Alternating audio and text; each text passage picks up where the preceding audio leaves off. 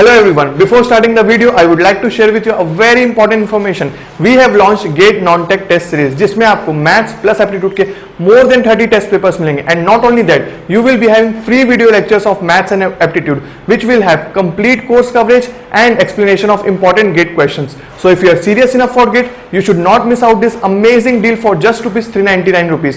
You can enroll in our test series by clicking on the link displayed on the description and on the first comment. So now let's move to our topic discussion. तो अब हम पढ़ने वाले हैं random variables के बारे में.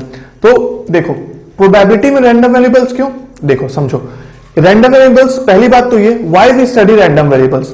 Why we study random variables का आंसर ये होगा कि to denote the outcomes of a random experiment on a real number line के लिए हम क्या पढ़ते हैं, रैंडम वेरिएबल्स पढ़ते हैं. मतलब कि अगर रैंडम एक्सपेरिमेंट के आउटकम मतलब कि क्या, इवेंट्स को अगर मैं एक रियल नंबर लाइन में डिनोट करने की कोशिश करूं तो मुझे क्या करना पड़ेगा, हेल्प लेना पड़ेगा रैंडम वेरिएबल्स का.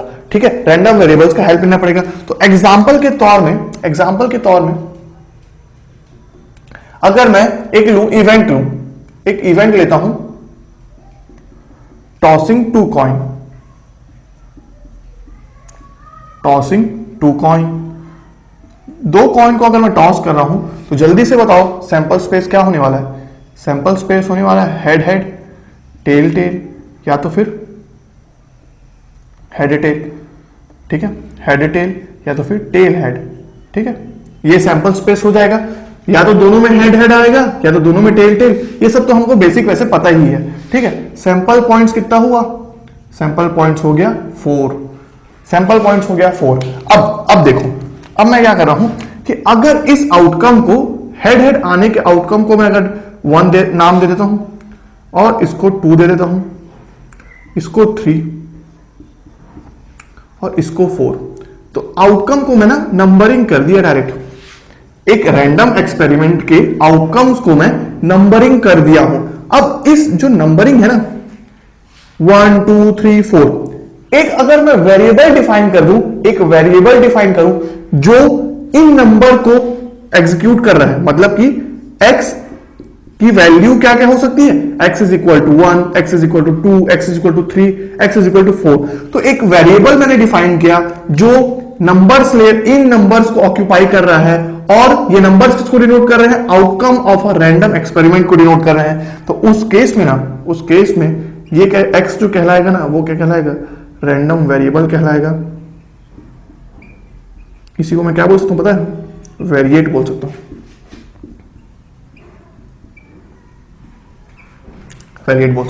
ठीक है, तो अब मेरे को बार बार लिखने की जरूरत नहीं है, head head tail tail HT या TH लिखने की जरूरत नहीं है. मेरे को पता है कि 1 मतलब क्या है, ये 1 मतलब है हेड हेड आना, 2 मतलब टेल टेल आना, 3 मतलब हेड टेल आना, 4 मतलब टेल हेड आना. तो अगर मैं एक बार डिनोट करूं कि x को अगर मैं x कौन सी वैल्यू ले रहा है, 1 2 3 और 4, तो ये वैल्यूज को ले रहा है हेड. ठीक है, रैंडम वेरिएबल जो है हमारा वो इन वैल्यूज को ले रहा है.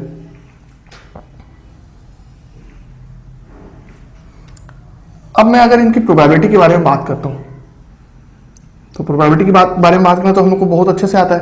तो ये तो बेसिक सा कॉन्सेप्ट है कि भाई हेड हेड आने की प्रोबेबिलिटी कितनी होगी, प्रोबेबिलिटी ऑफ x को डिफाइन कर रहा हूं तो 1 मतलब क्या, हेड हेड आने की प्रोबेबिलिटी कितनी हो गई, 1/4.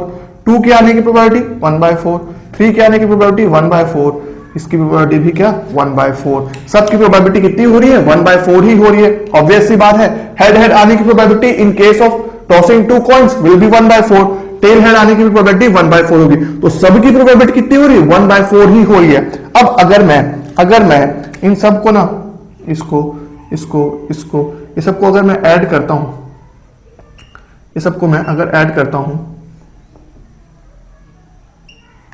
हूं, तो मुझे क्या मिलेगा पता है, टोटल प्रोबेबिलिटी कितना आ रहा है पता है.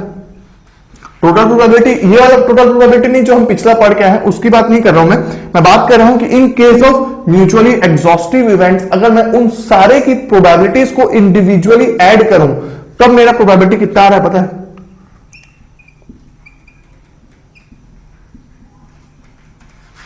क्या आ रहा है, 1/4 plus 1/4 plus 1/4 plus 1/4 is equal to 1.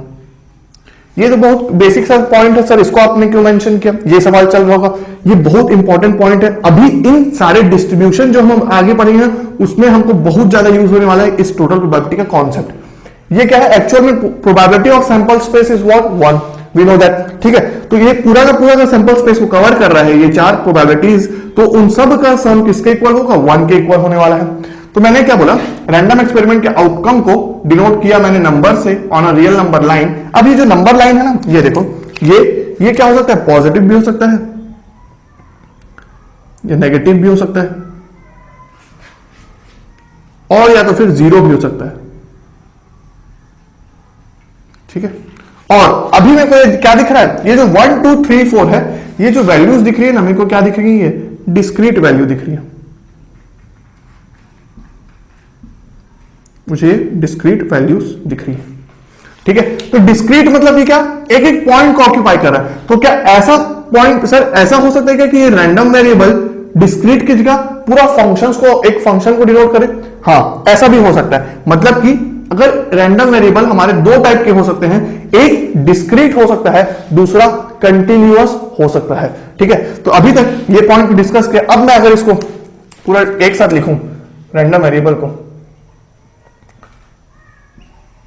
तो random variable is used to, random variable is used to denote the outcomes of a random experiment on a real number line, ठीक है।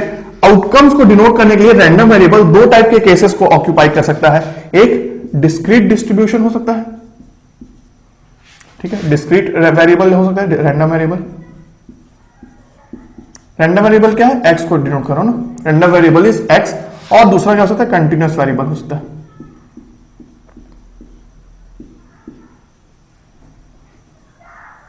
कंटिन्यूअस रैंडम वेरिएबल हो सकता है, ठीक है। अब discrete variable कब होगा भाई, डिस्क्रीट वेरिएबल तब होगा जैसे कि इस केस में डिस्क्रीट हो रहा है, रैंडम वेरिएबल क्या है, डिस्क्रीट पॉइंट्स को ऑक्यूपाई कर रहे हैं। मतलब कि क्या, पॉइंट वाइज अगर डिस्ट्रीब्यूशन होता है, पॉइंट वाइज डिस्ट्रीब्यूशन होता है, अगर पॉइंट वाइज डिस्ट्रीब्यूशन को मैं क्या बोल सकता हूं, डिस्क्रीट भी बोल सकता हूं, डिस्क्रीट डिस्ट्रीब्यूशन। या तो मैं क्या बोल सकता हूं, फाइनाइट अगर डोमेन है तो over in all in case of discrete distribution में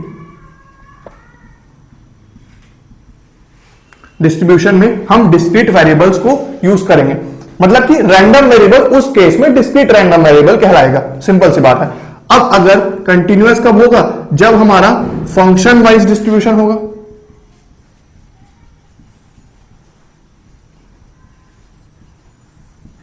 ये कंटिन्यूअस डिस्ट्रीब्यूशन बोल सकता हूं मैं, ये कंटिन्यूअस, ठीक है, कंटिन्यूअस डिस्ट्रीब्यूशन। या तो फिर जिसका डोमेन जो है ना वो पॉइंट्स को ऑक्यूपाई नहीं कर रहा है, वो पूरे के पूरे फंक्शन को ऑक्यूपाई कर रहा है, तो इनफाइनाइट डोमेन भी बोल सकता हूं,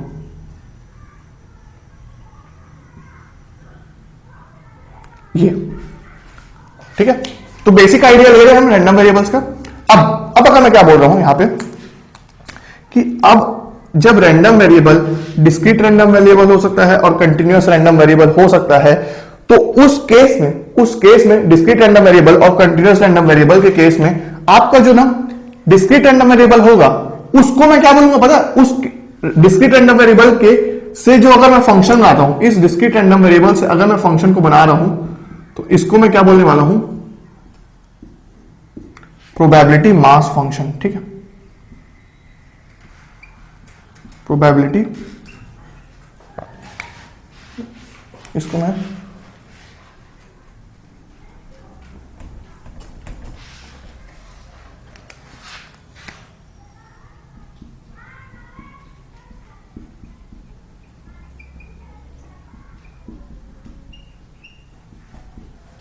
ठीक है, तो इसको मैं बोलने वाला हूं प्रोबेबिलिटी मास फंक्शन,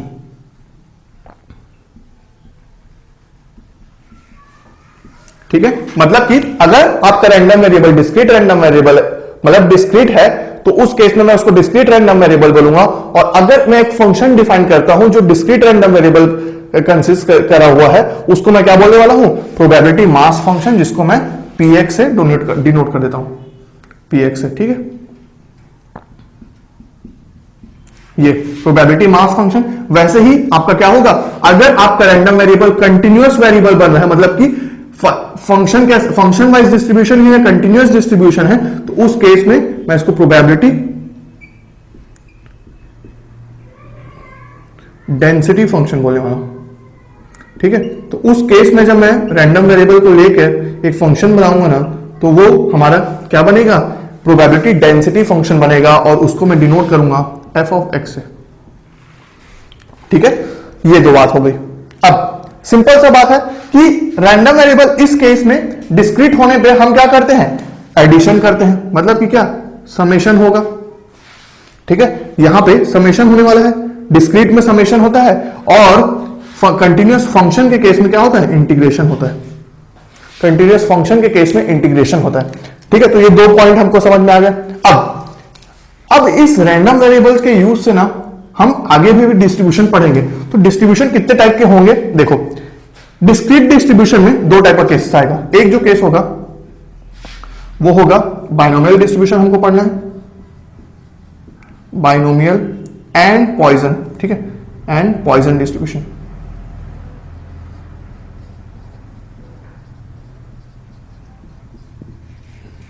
ठीक है, तो ये जो डिस्ट्रीब्यूशन हमारे सिलेबस में है, इन दोनों पे हमको फोकस करना है। और कंटिन्यूअस रैंडम वेरिएबल के केस में, मतलब कि कंटिन्यूअस डिस्ट्रीब्यूशन में हमारे तीन टाइप के डिस्ट्रीब्यूशन हमको पढ़ने हैं। कौन कौन से, देखो, एक होगा आपका नॉर्मल डिस्ट्रीब्यूशन, जिसको हम क्या बोलेंगे, गॉसियन डिस्ट्रीब्यूशन भी बोल सकते हैं। ठीक है, नॉर्मल डिस्ट्रीब्यूशन, ये Gaussian distribution. Next is what, exponential और यूनिफॉर्म। ठीक है, एक्सपोनेंशियल एंड यूनिफॉर्म, तो तीन हो गए इसमें और दो हो गए इसमें। तो अब हमको पूरा बेसिक आइडिया तो पता चल गया, थोड़ा सा कॉन्सेप्ट हल्का हल्का समझ में आ रहा है, डिटेलिंग में हम इसको और पढ़ेंगे। एक इवेंट लिया, रैंडम एक्सपेरिमेंट के आउटकम्स को अगर मैं एक रियल नंबर लाइन पे डिनोट करने के लिए अगर मैं नंबर से डिनोट कर रहा हूं एक वेरिएबल यूज करके, तो उसको मैं रैंडम वेरिएबल बोल रहा हूं। रैंडम वेरिएबल दो टाइप के हो सकते हैं, डिस्क्रीट हो सकते हैं, डिस्क्रीट रैंडम वेरिएबल हो सकता है, या तो फिर डिस्क्रीट रैंडम वेरिएबल हो सकता है, या तो फिर कंटिन्यूअस हो सकता है। डिस्क्रीट तब होगा जब पॉइंट वाइज डिस्ट्रीब्यूशन होगा, या डिस्क्रीट डिस्ट्रीब्यूशन होगा।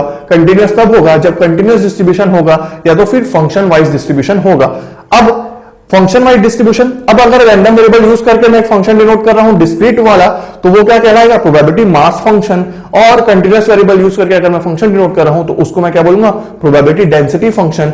और इसको मैं px से डिनोट किया, इसको fx से। और हम इन डिस्क्रीट इस प्रोबेबिलिटी मास फंक्शन के केस में टोटल प्रोबेबिलिटी की अगर मैं बात करूंगा, टोटल प्रोबेबिलिटी मतलब कि जो 1 आएगा, तो टोटल प्रोबेबिलिटी में क्या करूंगा, एडिशन करूंगा, जैसे मैंने यहां पे किया 1/4 प्लस 1/4। तो यहां पे एक्चुअल में क्या हुआ, समेशन हुआ, addition mean summation. But in case of continuous functions, मतलब कि प्रोबेबिलिटी डेंसिटी फंक्शन के केस में हम एडिशन नहीं करते, हम क्या करते हैं, एरिया मतलब कि क्या, इंटीग्रेशन कर रहे थे। याद है कि इंटीग्रेशन मतलब एडिशन, जो मैंने आपके इंटीग्रल कैलकुलस के स्टार्टिंग में बताया था कि फंक्शन के एडिशन को हम इसमें इंटीग्रेशन से करेंगे। अब फिर हमें डिस्क्रीट वेरिएबल्स में बाइनोमियल और पॉइसन डिस्ट्रीब्यूशन पढ़ना है, और कंटिन्यूअस डिस्ट्रीब्यूशन में हमें normal distribution, exponential distribution and uniform distribution के बारे में बात करना है। ठीक है, तो ये सब मैंने बात किया। अब मैं ना कुछ की पॉइंट्स के बारे में डिस्कस करता हूं, कुछ की पॉइंट्स लिखने वाला हूं मैं, तो आप इसको नोट करेंगे मेरे साथ ही, फिर हम डायरेक्टली न्यूमेरिकल्स अटेम्प्ट करेंगे इसके।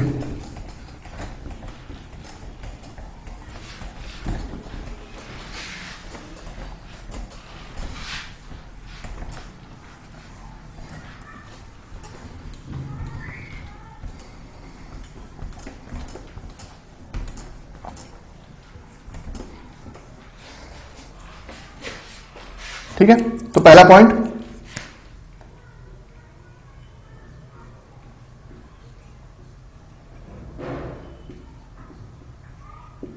की पॉइंट्स के बारे में बात कर रहा हूं मैं। ठीक है, तो फर्स्ट पॉइंट के बारे में लिखता हूं, total probability is equal to 1। ठीक है, ये बहुत इंपॉर्टेंट पॉइंट है, आपको आगे समझ में आएगा कि सर ये इंपॉर्टेंट पॉइंट कैसे हो सकता है। Total probability is equal to 1, इसका मतलब क्या कि जैसे मैंने बोला probability mass function, probability mass function के केस में, in case of PMF, probability mass function के केस में मैं ये बोलना चाह रहा हूं कि टोटल प्रोबेबिलिटी 1 है। इसका मतलब ये कि समेशन ऑफ समेशन मतलब कि जैसे हमने क्या किया 1/4 प्लस 1/4 वाला किया था, तो समेशन ऑफ पी एक्स करूं ना तो मेरे को कितना मिलेगा 1 मिलेगा from minus infinite two plus infinite, ठीक है। और अगर प्रोबेबिलिटी डेंसिटी फंक्शन मैं कंसिडर करता हूं तो उस केस में अगर मैं इंटीग्रेशन करूं एक फंक्शन का, कौन सा प्रोबेबिलिटी डेंसिटी फंक्शन का, तो उस केस में वो इक्वल टू 1 होगा। अब इंटरेस्टिंग बात ये कि ये जो इंटीग्रेशन हो रहा था f x d x is equal to 1, ठीक है।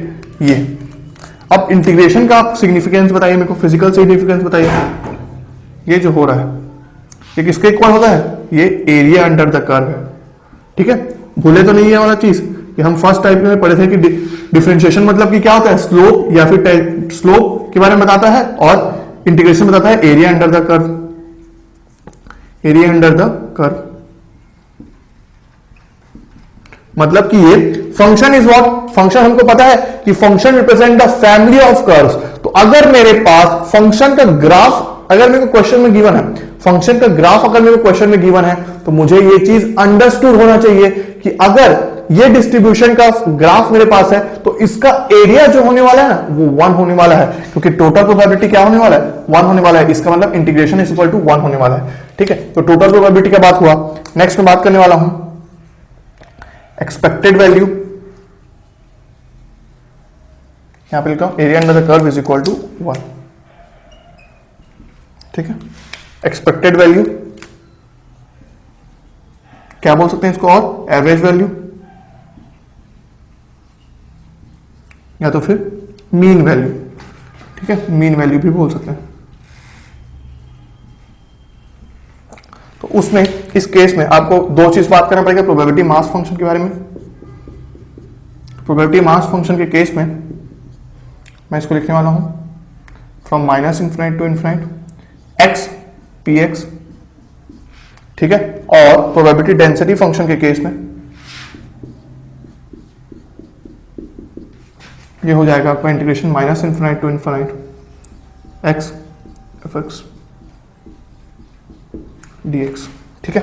तो देखो ये वाला फॉर्मूला आया कहां से आपका, देखो सिंपल सा बात है कि आपने एक क्वेश्चन अटेम्प्ट किया होगा कि अगर आप फर्स्ट डे में अगर आप 100 रुपीज खर्च कर रहे हो, ठीक है। तो अगर मैं आप लिखता हूं फर्स्ट डे में अगर आप 100 रुपीज खर्च कर रहे हो, फिर 3 दिन आप अगर 200 रुपीज खर्च कर रहे हो, और फिर आप अगले 3 दिन आप सिर्फ 150 रुपीज खर्च कर रहे हो। तो अगर मैं आपसे पूछूं कि हफ्ते का एवरेज आपका कितना खर्चा है, ये बेसिक सा क्वेश्चन हम अटेम्प्ट करते थे, ठीक है। तो फर्स्ट डे अगर आपने 100 किया, 3 दिन, बाकी 3 दिन आपने 200 किया, और फिर तीसरे दिन बाकी 3 दिन आपने 150 खर्च किया। तो अगर मैं आपसे पूछूं कि हफ्ते का एवरेज कितना है, तो आप क्या बोलते थे, sir 1 into 100 into 3 plus 3 into 100 plus 3 into 150 upon total number of days, यही होता था। तो यहां पे ना, यहां पे ये जो चीज है ना, ये क्या है, प्रोबेबिलिटी है 3/7, ठीक है। ये क्या हो गया आपका, प्रोबेबिलिटी हो गया। और प्रोबेबिलिटी मतलब कि क्या, डिस्क्रीट प्रोबेबिलिटी मतलब कि क्या, px, ठीक है। px probability of random variable x, ठीक है। अब x क्या है यहां पे, x ये है 100, 200, 150। तो यहीं से उस कॉन्सेप्ट से ही यहां पे एक्सपेक्टेड वैल्यू, एवरेज वैल्यू और मीन वैल्यू का कॉन्सेप्ट आया, ठीक है। तो बेसिक सा है, इसको याद करने की जरूरत नहीं है, आपको ऐसे ही अंडरस्टूड हो जाना चाहिए। ये बात हो गया एक्सपेक्टेड वैल्यू के बाद मैं बात करूंगा थर्ड पॉइंट अपना, mean square value, mean square value, ठीक है। Mean square value is given as, देखो यहां पे ना एक्सपेक्टेड का मैं यहां पे डिनोट कर देता हूं इसको, इस चीज को कि इसको कैसे डिनोट करते हैं। प्रोबेबिलिटी मास फंक्शन के केस में ये होता है E X is equal to this, और प्रोबेबिलिटी डेंसिटी फंक्शन के केस में E of X is equal to this, ठीक है। ये तो अब यहां पे एक्सपेक्टेड के केस में लिखता हूं, in case of probability mass function e x square is equal to summation of minus infinity to infinity x square p x, ठीक है। और in case of probability density function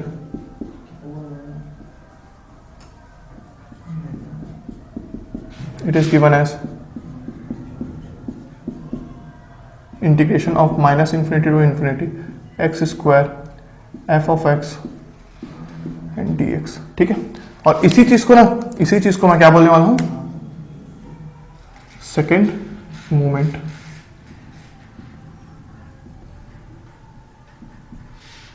second moment भी बोलता हूं। ठीक है, तो यहां पे बस क्या हुआ, देखो px या fx को हमको स्क्वायर नहीं करना है। क्यों नहीं करना है? क्योंकि ये हमारे प्रोबेबिलिटीज को डिनोट कर रहे हैं। आपको मैंने एग्जांपल दिया ना, x अगर 1 2 3 4 है, हेड हेड टेल टेल और टेल हेड और हेड टेल को डिनोट कर रहा है 1 2 3 4 में, तो px क्या था 1/4 मतलब कि उनके होने की प्रोबेबिलिटी को डिनोट कर रहा था। तो प्रोबेबिलिटी को हम स्क्वायर नहीं करेंगे, probability will not be change, हम उसको कुछ भी अल्टर नहीं कर सकते। ठीक है, हम क्या कर रहे हैं, सिर्फ रैंडम वेरिएबल्स को स्क्वायर कर रहे हैं। उसके बाद हम क्या कर रहे हैं, सिंपल सा इंटीग्रेशन कर रहे हैं इन case of probability density function और मास फंक्शन में समेशन। अब मैं मीन स्क्वायर वैल्यू के बाद बात कर लिया, फोर्थ पॉइंट में लिखने वाला हूं वेरिएंस का। ठीक है, तो वेरिएंस क्या होता है आपका, variance is given as, variance को मैं क्या बोलता हूं, वार एक्स करके दिया रहता है आपका। ठीक है, ये ठीक है, इसको मैं ऐसे डिनोट कर रहा हूं VARX। ठीक है, दिस इज, और इसको मैं लिखता हूं mean square value minus mean का होल स्क्वायर। ठीक है, mean square value minus mean का होल स्क्वायर, ये होता है वेरिएंस। अगर लास्ट पॉइंट का मैं डिस्कस करता हूं जो है स्टैंडर्ड डेविएशन।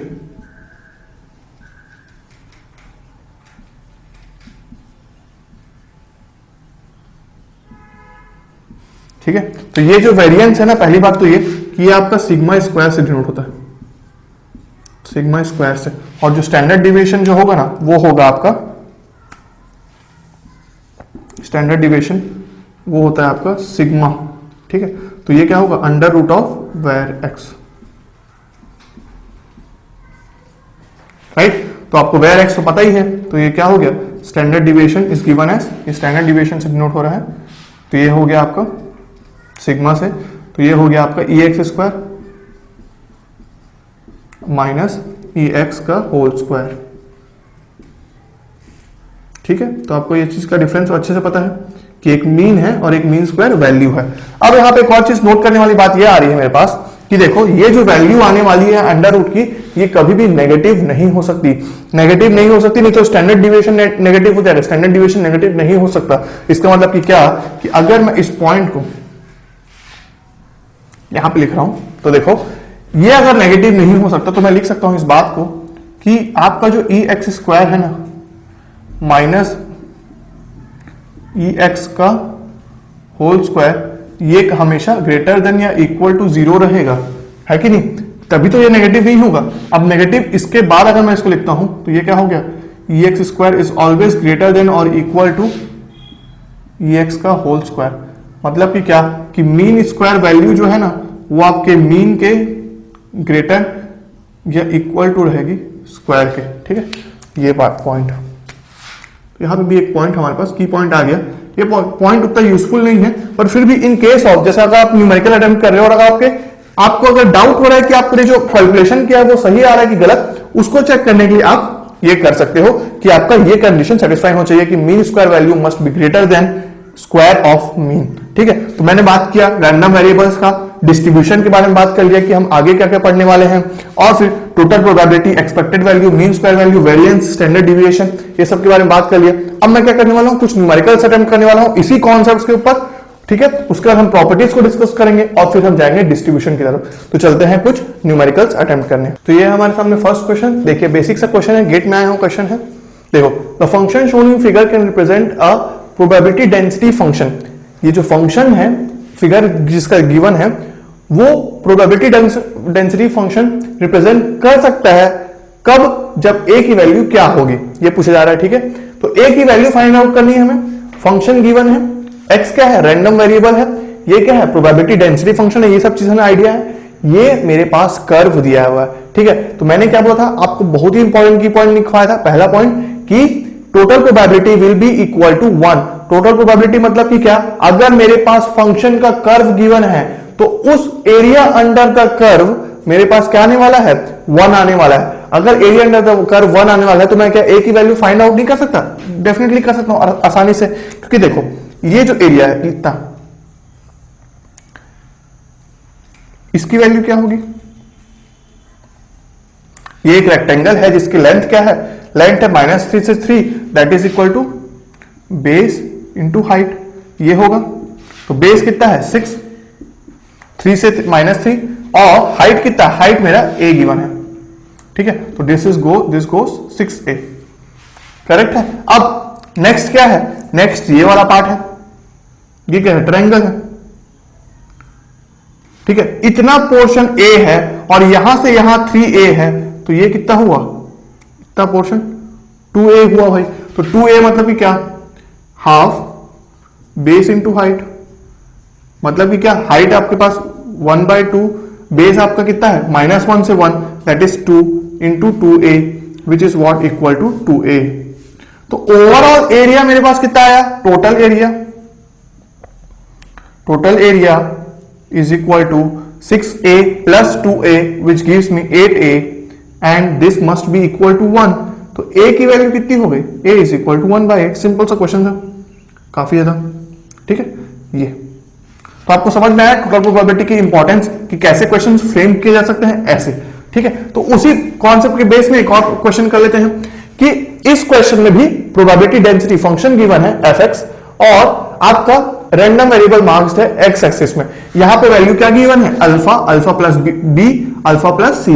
अब मुझे बोला जा रहा है कि अल्फा की वैल्यू बनाइए, तो यहां पे हाइट भी कितना गिवन है, हाइट भी गिवन है आपका अल्फा।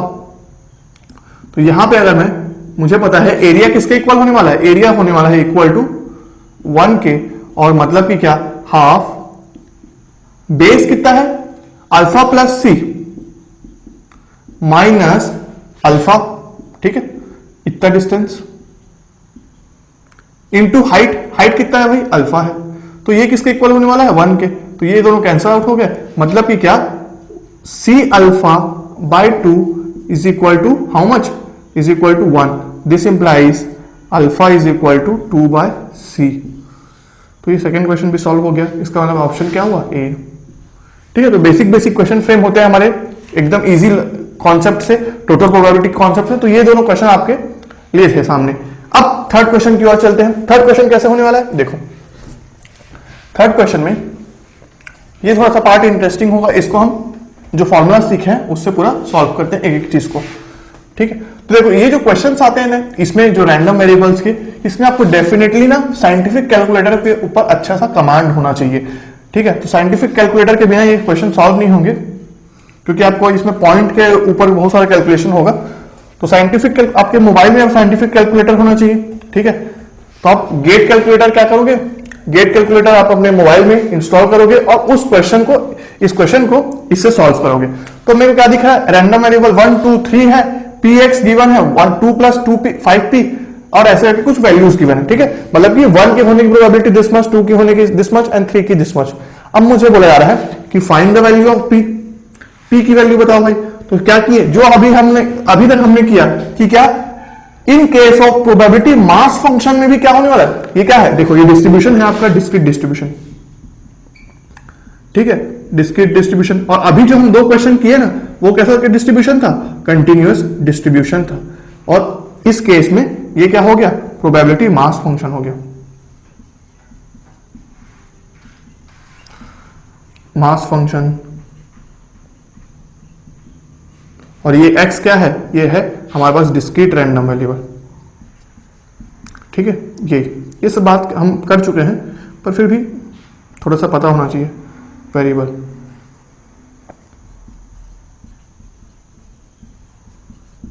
ठीक है, तो ये सब चीज हमें पता है। अब मुझे क्या पता है कि टोटल इस प्रोबेबिलिटी मास फंक्शन का समेशन किसके इक्वल आने वाला है, टोटल प्रोबेबिलिटी 1 के। तो मैं यहां पे लिख सकता हूं 2 + 5p, ठीक है, यहां पे लिखता हूं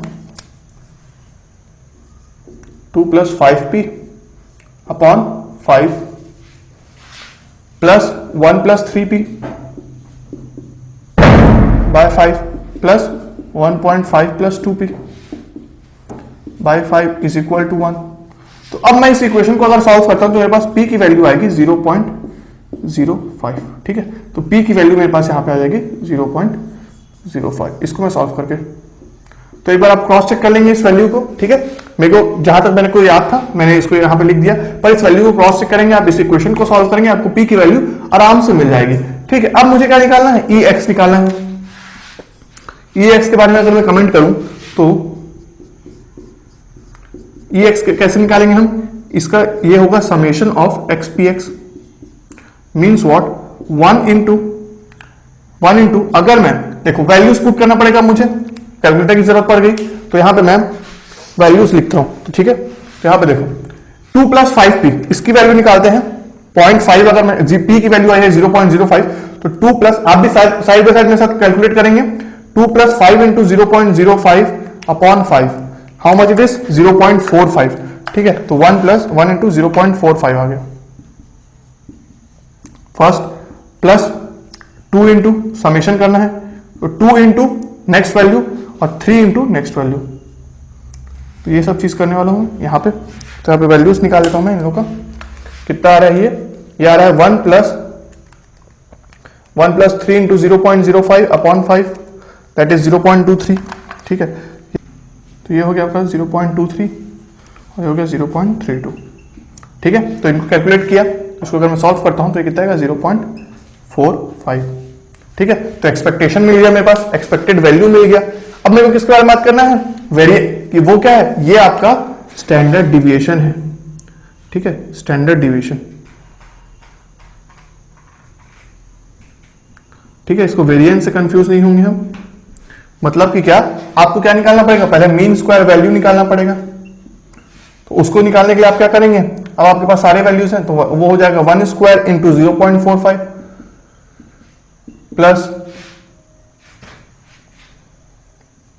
plus 2 square into 0.23 plus 3 square into 0.32। इसको सॉल्व करेंगे आप, कुछ वैल्यू हो जाएगा, फिर वेरिएंस निकालेंगे आप। वेरिएंस क्या होने वाला है आपका, ex स्क्वायर, जो ऊपर आपका वैल्यू आया, माइनस ex का होल स्क्वायर, ये वैल्यू ऑफ स्टैंडर्ड डिविएशन आप निकाल सकते हैं इससे, इसी को वेरिएंस का अंडर रूट करके।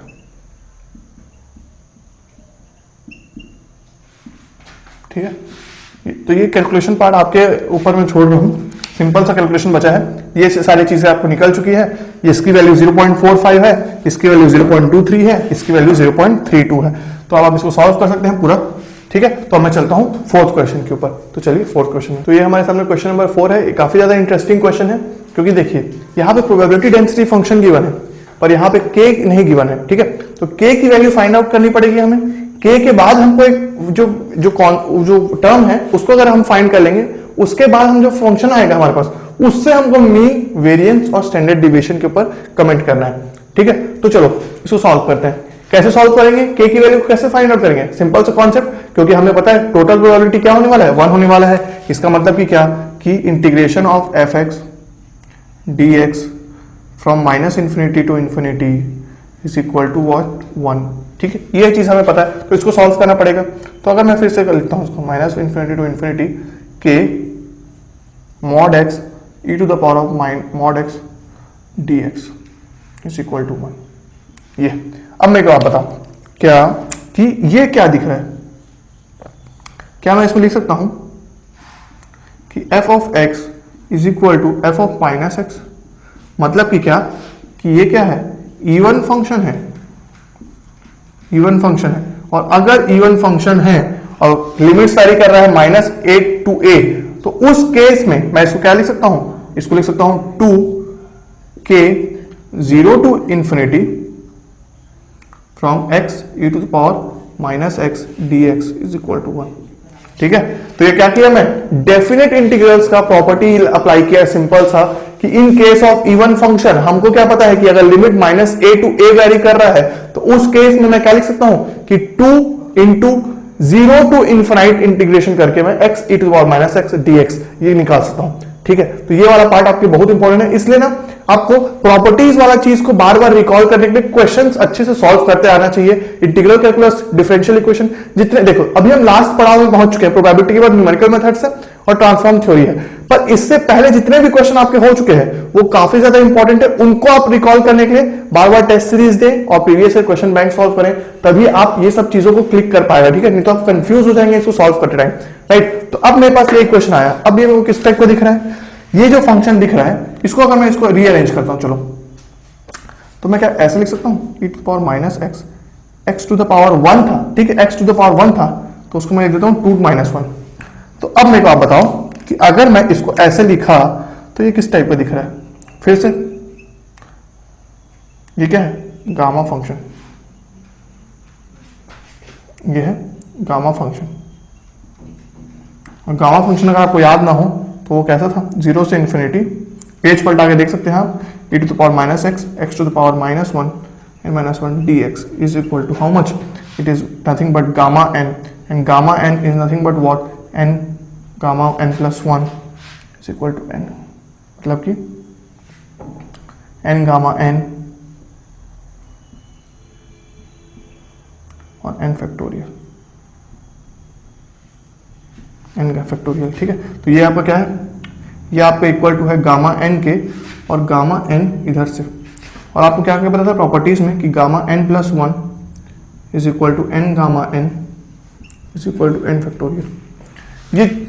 ये सारी चीजें आपको अच्छे से रिकॉल हो जानी चाहिए, ठीक है। तो यहां पे अगर मैं देख रहा हूं तो यहां में क्या दिख रहा है, ये मुझे दिख रहा है गामा ऑफ 2, तो ये फंक्शन पूरा क्या दिख रहा है कि मेरे पास आ गया, एक तो इवन फंक्शन का कॉन्सेप्ट लगाया, फिर मैं गामा फंक्शन का कॉन्सेप्ट लगा रहा हूं, अब मैं लिख रहा हूं इसको 2k is equal to gamma of 2 is equal to 1।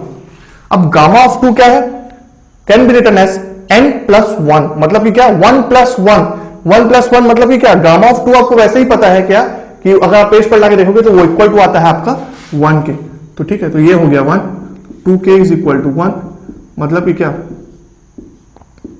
मतलब कि k इज इक्वल टू 1/2, ठीक है। तो ये मेरे पास आ गया फर्स्ट पॉइंट, तो मेरे पास यहां पे क्या मिल गया, k निकल गया मेरा, ठीक है। तो अब मैं अगर यहाँ पे प्रोबेबिलिटी डेंसिटी फंक्शन को फिर से लिखता हूं तो मेरे पास प्रोबेबिलिटी डेंसिटी फंक्शन पूरा क्या आ गया, 1/2 mod x e to the power mod x, ये, ठीक है। अब मेरे पास प्रोबेबिलिटी डेंसिटी फंक्शन आ गया, k का टर्म एलिमिनेट हो चुका है, ठीक है। तो इसलिए ना आप ये गामा फंक्शन और इवन आउट वाला कॉन्सेप्ट को भूलेंगे नहीं, रिकॉल करते रहेंगे, ठीक है। प्रैक्टिस मेक्स मैथ परफेक्ट, ये ना भूलें, ठीक है। अब उसके बाद मीन कैसे निकालेंगे, जैसे ही प्रोबेबिलिटी डेंसिटी फंक्शन आ गया तो मीन कैसे निकाल सकता हूं मैं, that is expected value is equal to integration from minus infinity to infinity x f x की बजाय मैं डायरेक्ट लिखता हूं f x is what into 1/2 mod x e to power minus mod x dx, ठीक है। अब देखो ये पोर्शन कितना क्या था भाई, अभी मैंने बोला ये पोर्शन है E1 और ये क्या है, ये है ऑड, ठीक है। Odd function f of x is equal to minus of f of minus x, ठीक है। तो ये ऑड फंक्शन है, ये इवन फंक्शन है। अब odd into even gives me what, overall function क्या हो गया, ऑड फंक्शन हो गया। ऑड फंक्शन हो गया इसका मतलब कि क्या हो गया, अगर इसका वैल्यू 0 हो गया, मतलब कि क्या, from minus a to a integration of odd function gives me 0, ठीक है। तो यहां पे एक्सपेक्टेशन डायरेक्टली आ गया, यूज से हम प्रॉपर्टीज का यूज करके हम एक्सपेक्टेड वैल्यू को डायरेक्ट निकाल दिए 0, सॉल्व भी करने की जरूरत नहीं पड़ी। तो यहां पे मीन भी आ गया मेरे पास। अब मुझे बात करना है वेरिएंस का, तो वेरिएंस के लिए अंडरस्टूड होना चाहिए कि मुझे क्या बात करना पड़ेगा, मीन स्क्वायर वैल्यू का बात करना पड़ेगा। तो मीन स्क्वायर वैल्यू को निकालने के लिए मैं integration from minus infinity to infinity कर रहा हूं, तो एक्स स्क्वायर ये क्या हो गया, mod x e to the power minus mod x dx, ठीक है। ये तो अगर मैं देख रहा हूं यहाँ पे even function into even function, तो इवन ही है, तो मैं इसको लिख सकता हूं 0 टू इन्फिनिटी 2, और यहाँ पे 1/2 छूट गया ना हमारा, हाँ यहाँ पे 1/2, तो यहाँ पे 2/2 ये हो गया, और ये हो गया x square that is x cube e to the power minus x dx, ठीक है। तो इसको मैं कैसे लिख सकता हूं, इसको मैं लिख सकता हूं 4 - 1, ठीक है। एक्स क्यूब को लिख सकता हूं 4 माइनस 1।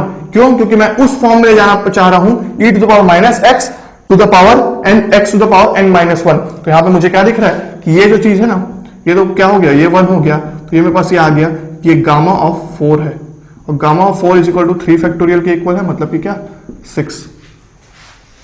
ठीक है, समझ में आया? मीन स्क्वायर वैल्यू हमारे पास 6 आ गया। और उसके बाद अब क्या कर रहा हूं मैं यहां पे, अब मैं यहां पे वेरिएंस की बात करता हूं। वेरिएंस के लिए क्या होगा, mean square value E x square minus E to power x square, ये पार्ट हो चुका है 0, तो वेरिएंस आ गया 6। स्टैंडर्ड डिविएशन कितना आएगा, स्टैंडर्ड डिविएशन आ गया √6। ठीक है, तो सारी चीजें हम यहां पे डिस्कस कर ली एक क्वेश्चन में। ठीक है, सारे कॉन्सेप्ट यहां पे क्लियर होते हैं, स्टैंडर्ड डिवीजन, वेरिएशन, सब चीज। तो ये क्वेश्चन काफी ज्यादा इंटरेस्टिंग था, बहुत सारे कॉन्सेप्ट हमने रिकॉल किए, गामा फंक्शन का, इवन फंक्शन का, ऑड फंक्शन का। इसलिए आप क्या करेंगे, डेफिनेट इंटीग्रल्स के कॉन्सेप्ट को रिकॉल करते रहेंगे, क्योंकि इंटीग्रेशन भाई हर जगह यूज होने वाला है। ठीक है, अब मैं चलता हूं क्वेश्चन नंबर 5 की ओर। तो चलिए नेक्स्ट क्वेश्चन में, तो ये हमारे सामने 5th क्वेश्चन है। 5th क्वेश्चन में क्या गिवन है, f t is defined as, देखो 2 इंटरवल्स में गिवन है, मतलब कि क्या, अगर मैं इस एफ टी को ड्रॉ करता हूं, ठीक है, टी एफ टी, ठीक है।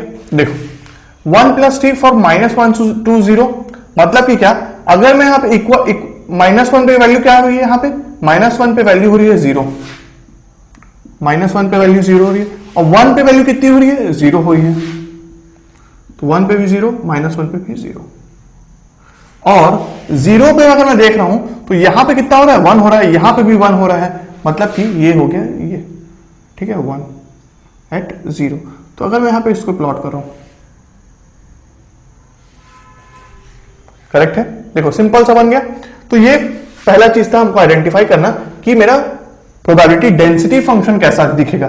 तो अगर जब मैं इसको देख रहा हूं तो मैं क्या देख पा रहा हूं कि f t is equal to f of minus t, मतलब कि क्या, ये इवन फंक्शन है,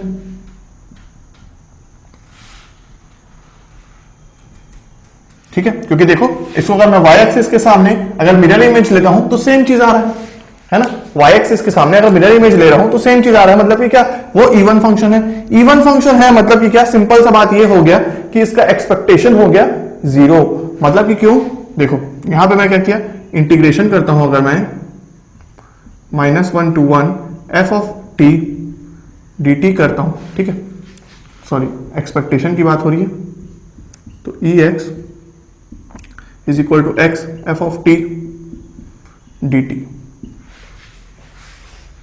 ठीक है।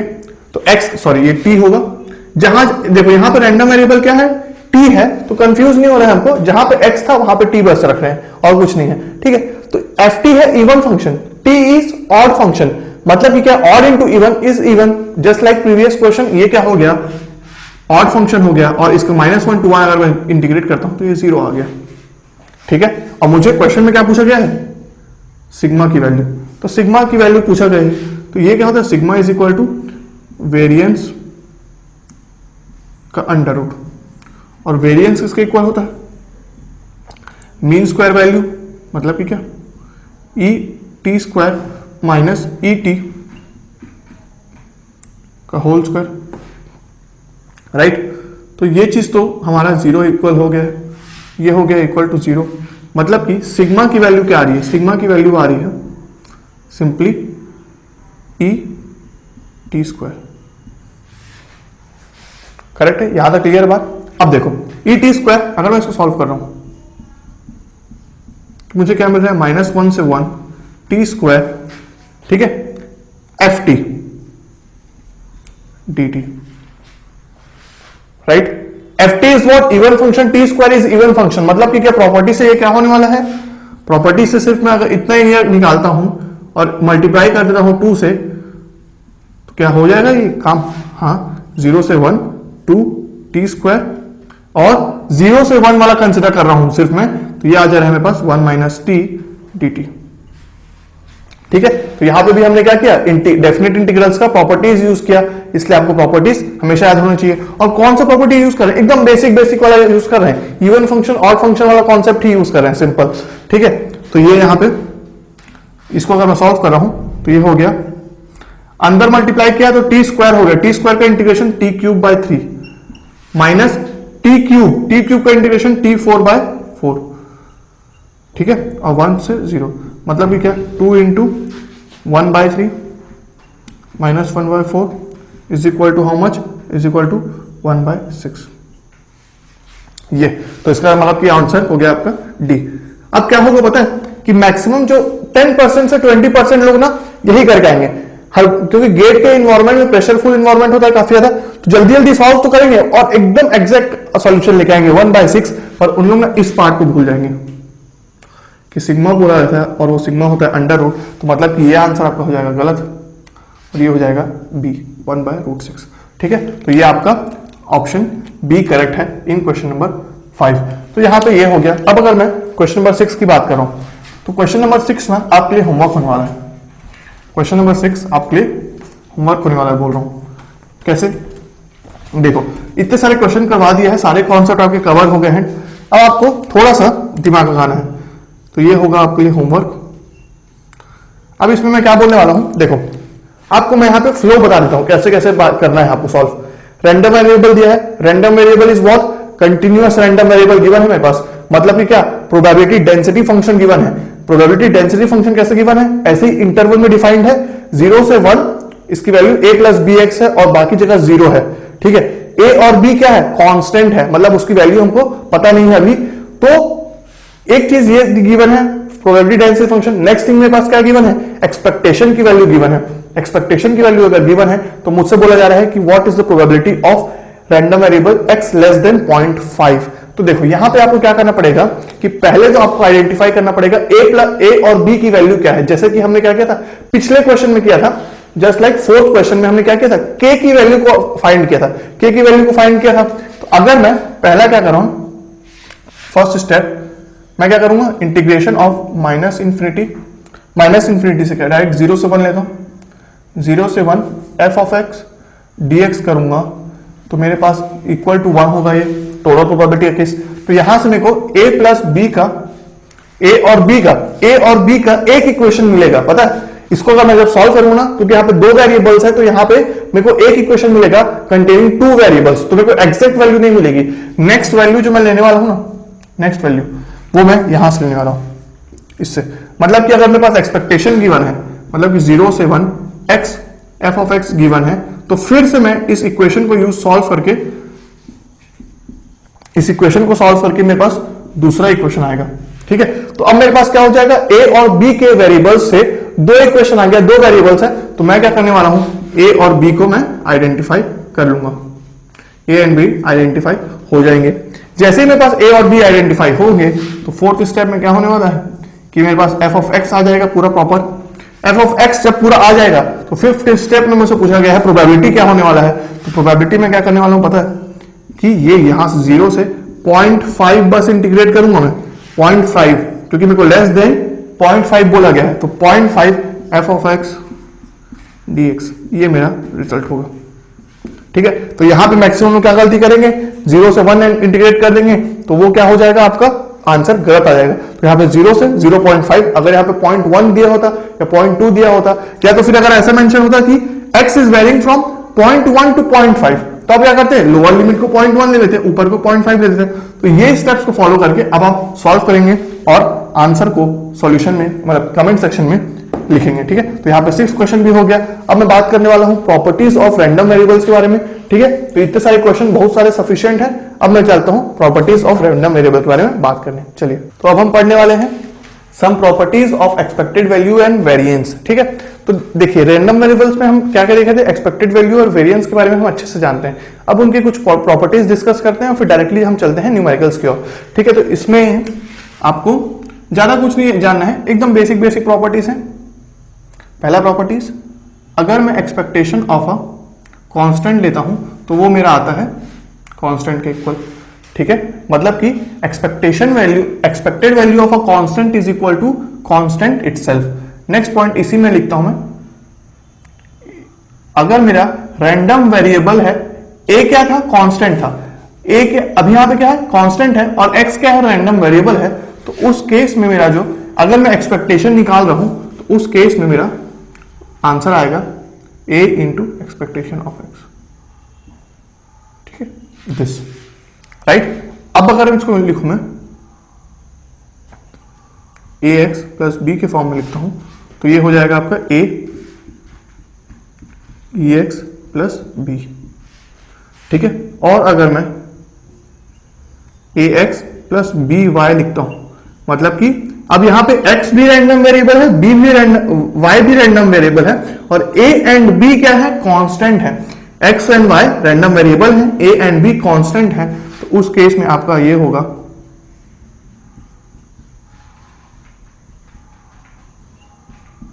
ठीक है। तो यहां पे प्लस माइनस करता हूं, प्लस माइनस, ठीक है। तो ये आपका एक्सपेक्टेशन का प्रॉपर्टीज था। नेक्स्ट में बात करता हूं वेरिएंस का, ठीक है। तो वेरिएंस का var of constant will be equal to 0। क्यों? कि देखिए अगर मैं इसको सिंप्लीफाई करता हूं, इसको अगर मैं एक्सप्लेनेशन लिखता हूं यहां पे साइड में, तो var of x was equal to expectation of, sorry, mean square value minus expected value का होल स्क्वायर, ठीक है। अब अगर मैं यहां पे एक रैंडम वेरिएबल की जगह क्या कर रहा हूं, कांस्टेंट लिख रहा हूं, तो यहां पे क्या हो जाएगा, ये सब कांस्टेंट हो जाएंगे ये। तो अब ए स्क्वायर क्या है, कांस्टेंट ही है, कांस्टेंट का एक्सपेक्टेड वैल्यू क्या लिखा था मैंने, ए स्क्वायर ही होगा, और यहां पे इसका वैल्यू क्या हो जाएगा, माइनस ए स्क्वायर ही होगा, ठीक है।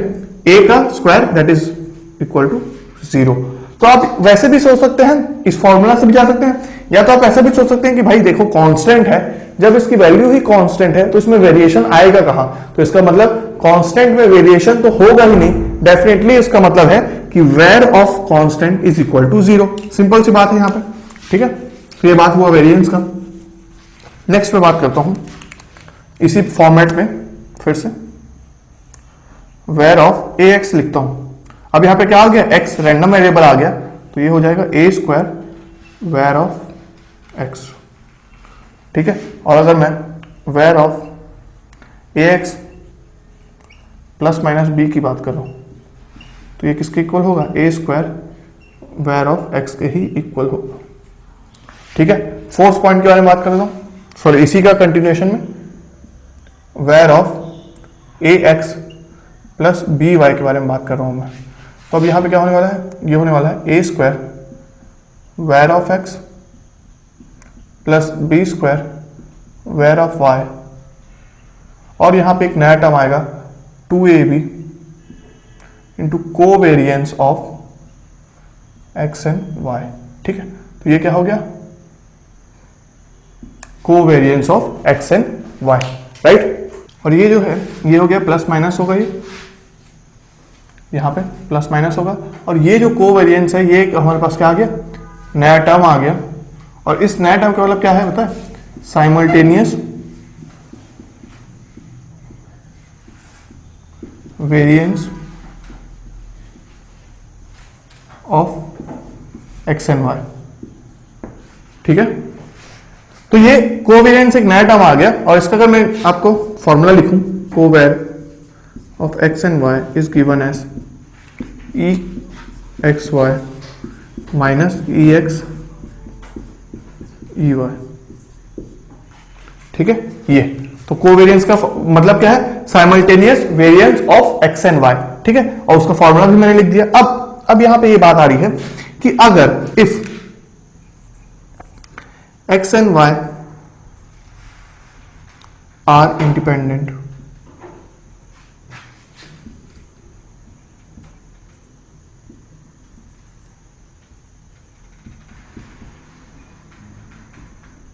रैंडम वेरिएबल, ठीक है।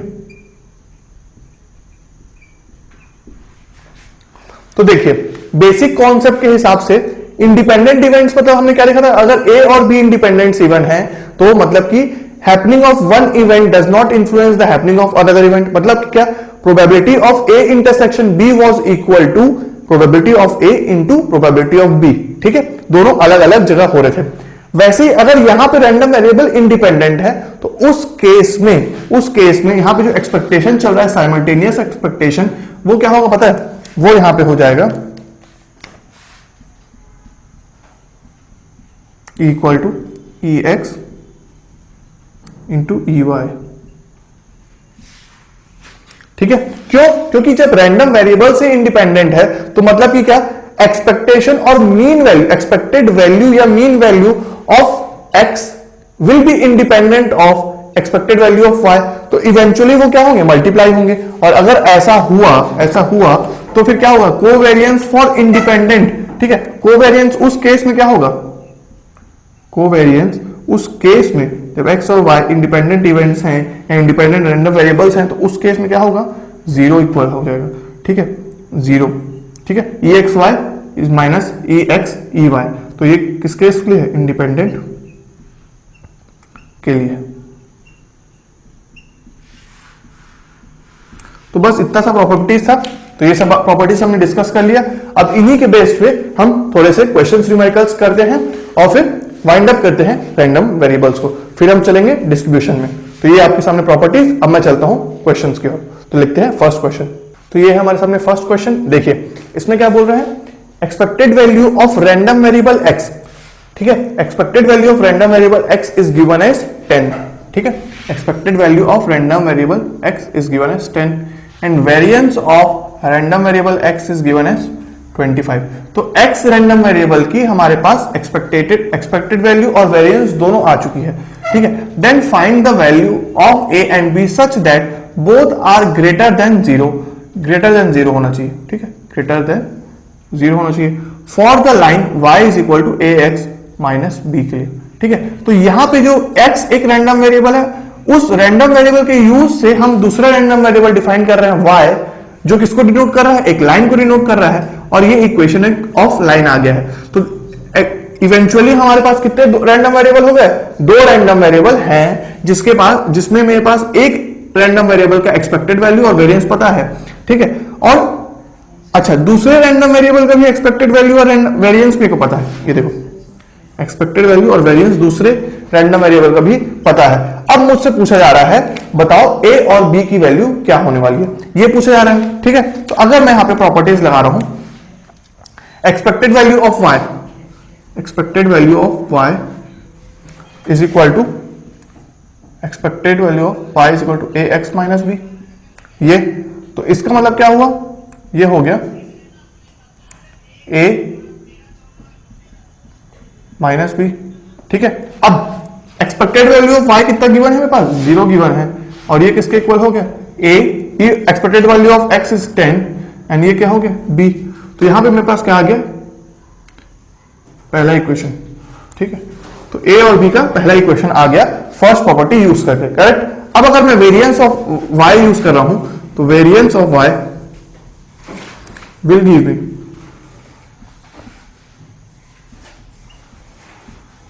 मतलब कि क्या? ये हो जाएगा a square var of x which is nothing but equal to 1। ठीक है, 1। और वेर ऑफ x कितना गिवन है? 25। तो मतलब कि ये हो गया आपके पास 1 is equal to a square is equal to 25।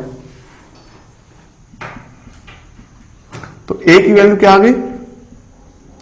1/25 का under root that is equal to plus minus 1/5। अब मुझे बोला गया था कि वैल्यू क्या होना चाहिए? ग्रेटर देन जीरो होना चाहिए। दैट इंप्लाइज a की वैल्यू क्या होगी? 1/5। अगर a की वैल्यू 1/5 हो रही है तो डेफिनेटली ऑप्शन बी करेक्ट होगा। और b की वैल्यू क्या हो जाएगी? 1/5 into 10 that is equal to 2। तो ये हमारे पास प्रॉपर्टीज को यूज करते हुए एक क्वेश्चन आ गया, सॉल्व किया हम फर्स्ट क्वेश्चन को। अब मैं बात कर रहा हूं सेकंड क्वेश्चन की। Expected value and variance of throwing one dice is, मतलब कि अगर मैं एक डाइस को थ्रो करता हूं, एक डाइस को थ्रो करने से मेरे पास एक्सपेक्टेड वैल्यू और वेरिएंस क्या आ सकते हैं, ये चीज पूछा जा रहा है मुझसे। ठीक है, ये चीज पूछा जा रहा है। तो अगर मैं एक डाइस का सैंपल स्पेस लिखता हूं, सैंपल स्पेस क्या होने वाला है? 1 2 3 4 5 and 6। Sample points is 6। Correct, बहुत इजी सी बात थी। अब मैं क्या कर रहा हूं, अब देखो भाई ये पहले से ही 1 2 3 4 5 6 के फॉर्म में है, तो इसी को अगर मैं रैंडम वेरिएबल लेके सॉल्व करता हूं 1 2 3 4 5 एंड 6,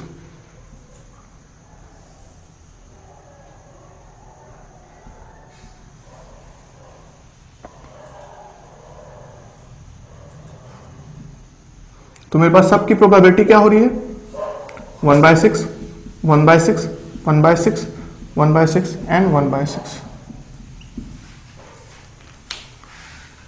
ठीक है, ये आ गया। करेक्ट, यहां तक क्लियर एकदम, कुछ भी नया चीज नहीं है यहां पे। ठीक है, तो ये हो गया। अब मुझे बोला गया है expected value and variance. Expected value कैसे निकालूंगा भाई मैं? एक्सपेक्टेड वैल्यू जो हमारे पास फॉर्मूला रहता है कि इट इज समेशन ऑफ, देखो पहली बात तो ये कि ये क्या है, डिस्क्रीट डिस्ट्रीब्यूशन है।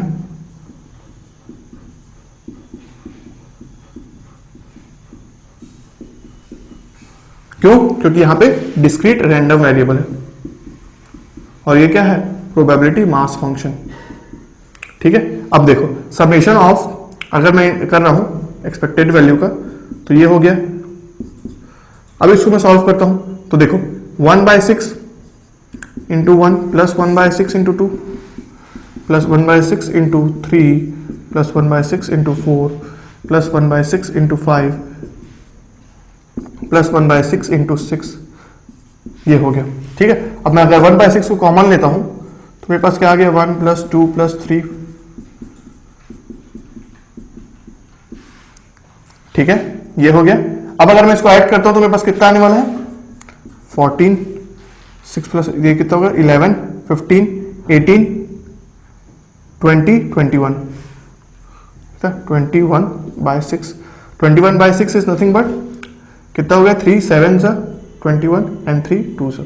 तो this is expected value for one dice. यहां पे मैं लिखता हूं result, expected value for one dice is equal to 7/2। Correct, यहां तक क्लियर है बात। एक्सपेक्टेड वैल्यू हमने निकाल दिया। ऐसा क्वेश्चन हम किए भी थे पिछले क्लास में। ठीक है, कि हमारे पास क्या था, रैंडम वेरिएबल था और एक्सपेक्टेड वैल्यू हम निकालते, उसी मेथड से निकाल रहे हैं, कोई भी नया बात नहीं है इसमें। अब बात करते हैं वेरिएंस का। तो वेरिएंस के लिए मैं क्या करने वाला हूं, वेरिएंस के लिए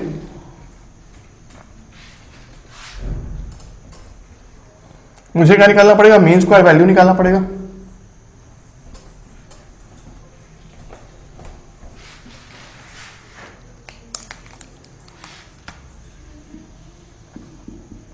मीन स्क्वायर वैल्यू, तो मीन स्क्वायर वैल्यू के लिए सिंपल होगा वैसे 1 square plus 2 square plus 3 square plus 4 square plus 5 square plus 6 square, ये होगा। इसको सॉल्व करते हैं तो ये हो जाएगा 1 प्लस 4 5 5 प्लस 9 दैट इज 14।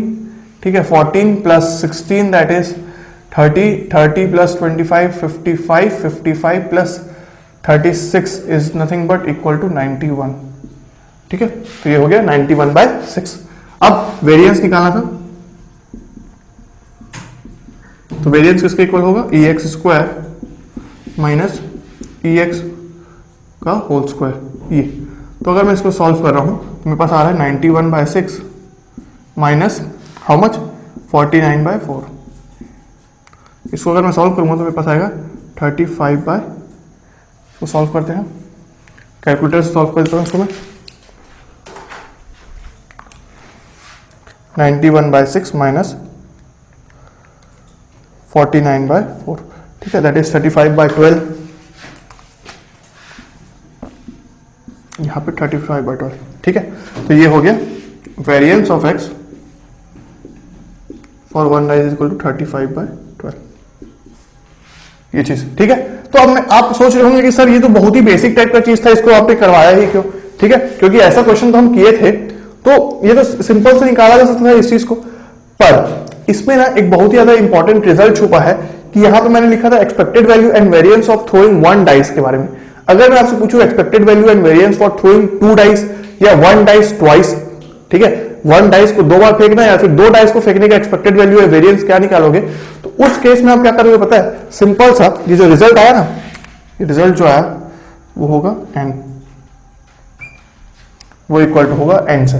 मतलब कि क्या, अब अगर आप एक डाइस को 2 बार फेंको या 2 डाइस को एक साथ फेंको या तो फिर 3 डाइस को एक साथ फेंको या तो फिर एक डाइस को 3 बार फेंको या 100 बार भी फेंको, ठीक है, तो यहां पे आप क्या करने वाले हो, इनटू n, मतलब कि नंबर ऑफ टाइम्स और डाइस इज थ्रोन, ठीक है। तो यहां पे हमारे पास एक इंपॉर्टेंट रिजल्ट आ गया, expected value and variance in case of throwing number of dice, ठीक है। तो इसी कॉन्सेप्ट के लिए मैंने इस चीज को करवाया।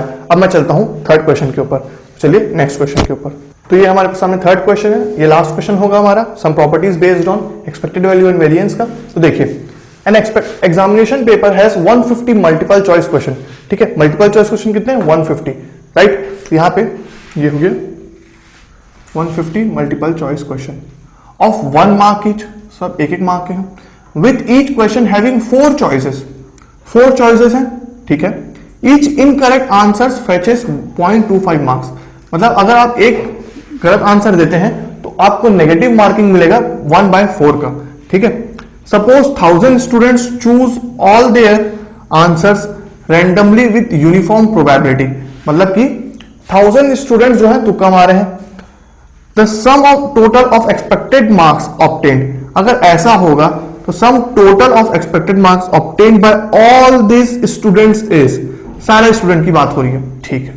देखो 150 मतलब कि क्या, एक क्वेश्चन का अगर मैं कंसीडर कर रहा हूं, एक क्वेश्चन के केस में, एक क्वेश्चन के केस में देखो, पहले तो ये बात सोचो कि रैंडम वेरिएबल क्या होगा। रैंडम वेरिएबल क्या होगा, जिस किसी चीज का the some total of expected marks, ठीक है, एक्सपेक्टेड मार्क्स, तो जिस किसी चीज का भी एक्सपेक्टेड मार्क्स या एक्सपेक्टेड किसी भी चीज का एक्सपेक्टेशन निकालना हो या वेरिएंस के बारे में बात होगा, तो जिसके बारे में बात होगा ना वही हमारा रैंडम वेरिएबल कहलाएगा, ठीक है। तो यहां पे रैंडम वेरिएबल क्या होने वाला है, मार्क्स होने वाले हैं।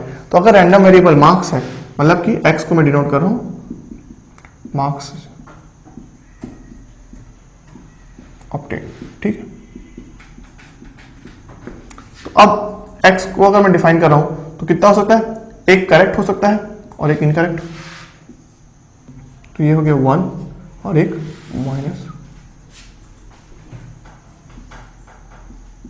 -2,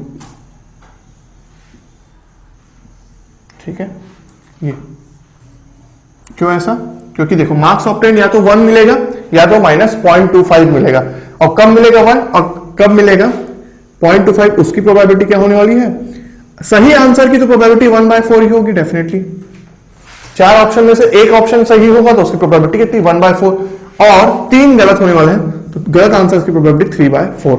अब अगर मैं एक क्वेश्चन के केस में, सिर्फ एक क्वेश्चन के केस में, फॉर 1 क्वेश्चन एक्सपेक्टेड मार्क्स कैसे निकालूंगा,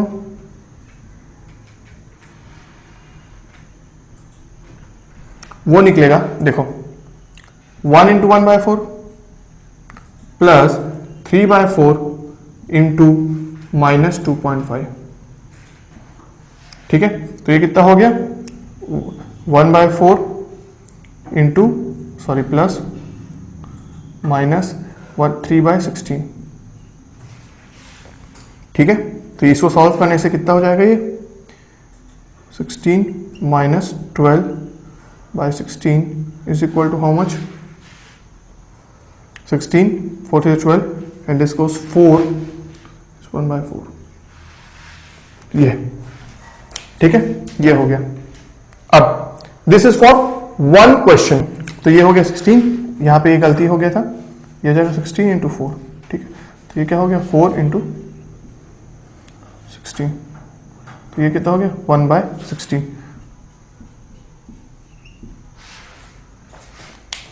ठीक है। तो अगर एक क्वेश्चन में भी अगर आप तुक्का लगा रहे हो तो उसमें एक्सपेक्टेड मार्क्स पाने की, मतलब एक्सपेक्टेड मार्क्स क्या हो सकता है, 1/16 हो सकता है, ठीक है। अब ये किसकी बात थी, 1 क्वेश्चन की। अब अगर मैं क्या बोल रहा हूं, अब अगर मैं बोल रहा हूं फॉर 1 क्वेश्चन अगर ये 1/16 है,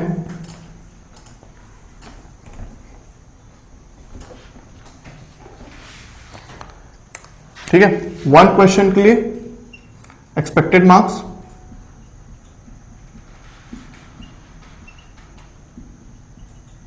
1/16, ठीक है। 150 क्वेश्चंस के लिए एक्सपेक्टेड मार्क्स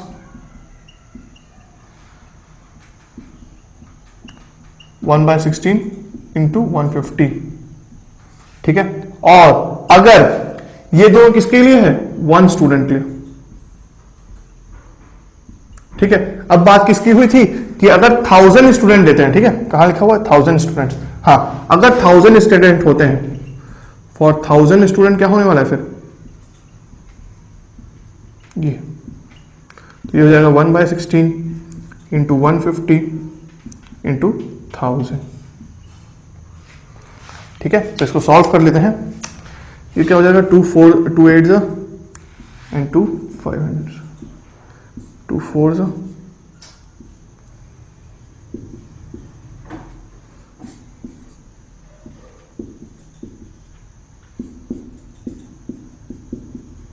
ठीक है। तो ये आपके पास आएगा 75 इंटू 125। इसको कैलकुलेटर से चेक कर लेते हैं एक बार। 75 into 125 is how much, 9375, that is option number D, ठीक है। तो यहां पे आपका थर्ड क्वेश्चन भी होता है। तो यहां पे आपको क्या सीखने को मिला, ये मिला कि एक क्वेश्चन के लिए क्या होगा, फिर 150 क्वेश्चन के लिए क्या होगा, फिर 1000 स्टूडेंट्स के लिए क्या होगा। तो मतलब कि एक्सपेक्टेशन में अगर आपको बड़ा मतलब रेंज बड़ा करते जाना है तो जस्ट आपको मल्टीप्लाई करते जाना होगा। मतलब कि ये कॉन्सेप्ट मैं इसलिए चूज कर रहा हूं, क्योंकि जब हम पॉइजन डिस्ट्रीब्यूशन पढ़ेंगे ना, पॉइजन डिस्ट्रीब्यूशन, तो वहां पे आपको लैम्डा के बारे में बताऊंगा मैं कुछ, और वहां पे भी एक्सपेक्टेशन, मीन वैल्यू, ये सब की बात होगी। पर जब वहां पे जैसे एक बॉक्स में चार आइटम में से एक डिफेक्टिव है, एक बॉक्स में एक 4 आइटम में से एक डिफेक्टिव है, और वैसे ही अगर वो बॉक्सेस 100 बॉक्सेस में कितने डिफेक्टिव होंगे, वो सारे क्वेश्चंस जब मैं कंसीडर करूंगा तो आपको यही वाले कॉन्सेप्ट को मैं रिफर करने बोलूंगा, ठीक है। तो एक क्वेश्चन के लिए 1/16, 150 क्वेश्चन के लिए 1/16 इंटू 150, एंड देन 1000 स्टूडेंट के लिए 75 इंटू 125, दैट इज 9375। तो जब 1000 बच्चे टोटल 1000 बच्चे जब तुक्का मारते हैं क्वेश्चन में, और उन लोग का एक्सपेक्टेड टोटल मार्क्स, उन सब का एडेड मार्क्स कितना आने का चांसेस है, 9375 मार्क्स आने का। तो यहां पे आपका properties based on expected value and variance complete होता है। अब हम चलेंगे क्या, रैंडम वेरिएबल के बाद मैंने बोला था आपको कि 2 टाइप के रैंडम वेरिएबल होते हैं, continuous random variable and discrete random variable. तो डिस्क्रीट रैंडम वेरिएबल पहले हम डिस्कस करेंगे, जिसमें हम डिस्कस करने वाले हैं बाइनोमियल डिस्ट्रीब्यूशन फर्स्ट, और फिर उसके बाद जाएंगे हम पॉइजन डिस्ट्रीब्यूशन में, उसका normal distribution, exponential distribution and uniform distribution. चलते हैं next topic. Thank you everyone for watching this video till the end. Please like this video and share it with your friends. If you are new to this channel, subscribe to our YouTube channel and don't forget to hit the bell icon to get the latest updates.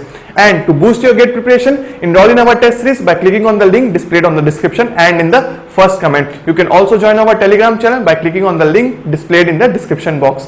तो मिलते हैं अब next video में, तब तक के लिए have a good day, सी या।